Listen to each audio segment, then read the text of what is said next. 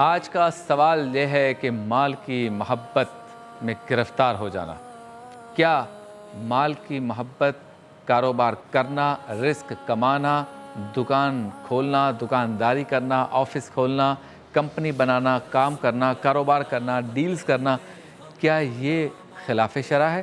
کیا یہ غلط بات ہے؟ اس کام میں مصروف ہونا غلط بات ہے؟ قطعاً نہیں ہے۔ حلال رزق کو تو دین اس کی ممانعت کرتا ہی نہیں ہے، بلکہ حلال رزق کو تو عین عبادت کہا گیا ہے۔ معاملہ کہاں پر آتا ہے؟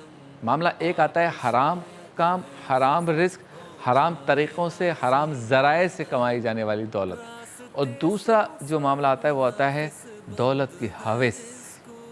یہ بھی مل جائے، یہ بھی مل جائے، یہ بھی مل جائے، اس کے پلاٹ پہ بھی قبضہ کر لوں، بندے رکھے ہوئے ہیں، بدماش رکھے ہوئے ہیں، ڈبل کیبن گاڑیوں میں وہ کیا کہتے ہیں نقاب پوش رکھے ہوئے ہیں، گھنے لے کے آتے ہیں اور بیٹھ جاتے ہیں۔ وجہ کیا ہے؟ بس مجھے مال چاہیے، مجھے پلاٹ چاہیے، مجھے زمینیں چاہیے۔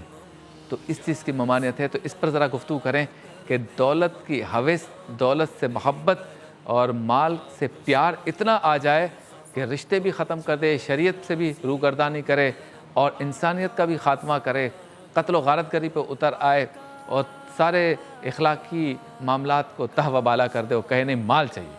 اس پر ذرا گفتگو کریں، کیا ہمارے معاشرے میں اس وقت ایسا ہے یا نہیں ہے، اور اگر ہے تو اس کو کیسے درست کریں گے؟